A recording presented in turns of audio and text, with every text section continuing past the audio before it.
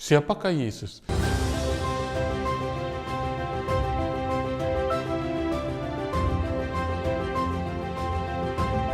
Kita akan melihat siapa Yesus dari proses kelahiran. Yang kedua, kita akan melihat Yesus dari proses bagaimana ia hidup. Lalu yang ketiga, kita akan melihat siapa Yesus dari bagaimana ia mati. Yang pertama, dari proses kelahiran. Dari Matius pasal yang pertama ayat yang ke-20 di situ dikatakan, tetapi ketika ia mempertimbangkan maksud itu, malaikat Tuhan nampak dalam mimpi dan berkata, Yusuf anak Daud, janganlah engkau takut mengambil Maria sebagai istrimu, sebab anak yang di dalam kandungannya adalah dari Roh Kudus. Jadi anak yang dikandung oleh Maria bukanlah berasal dari Yusuf, bukanlah hasil hubungan seorang laki-laki dengan seorang perempuan, bukanlah hasil hubungan Yusuf dengan Maria. Yang di dalam kandungannya adalah dari Roh Kudus, adalah berasal dari Roh Kudus. Di Matius pasal yang pertama ayat yang ke-21 dikatakan Yesus akan menyelamatkan umatnya dari dosa. Lalu siapakah umatnya? Umatnya adalah barang siapa? Barang siapa yang mau percaya kepada Yesus, maka ia akan diselamatkan. Dosa-dosanya dihapuskan. Proses kelahiran Yesus sudah dinubuatkan, sudah lama dinubuatkan oleh Perjanjian Lama. Bagaimana proses kelahiran Yesus? Yesus tidak lahir dari Yusuf dan Maria. Yesus tidak lahir dari hubungan pria dan wanita. Jadi Yesus lahir dari Yang Maha Kudus. Mengapa Yesus harus dilahirkan dari seorang perawan Maria? Adam dan Hawa jatuh dalam dosa, lalu menurunkan kutuk.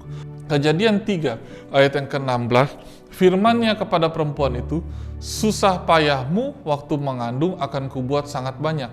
Dengan kesakitan engkau akan melahirkan anakmu, namun engkau akan birahi kepada suamimu dan ia akan berkuasa atasmu.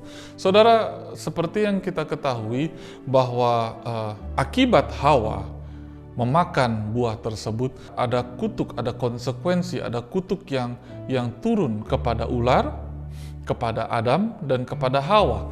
Apabila Yesus dilahirkan dari keinginan laki-laki dan keinginan perempuan, maka Yesus butuh juru selamat. Yesus tidak dilahirkan dari Yusuf dan keinginan Maria, sama sekali tidak. Bahkan pada waktu Maria mengandung dan melahirkan, sampai melahirkan Yesus, Maria sama sekali tidak berhubungan, tidak mengenal Yusuf secara intim. Dari proses kelahiran, Yesus sudah disebut kudus. Dari proses kelahiran, Yesus sudah berasal dari Roh Kudus.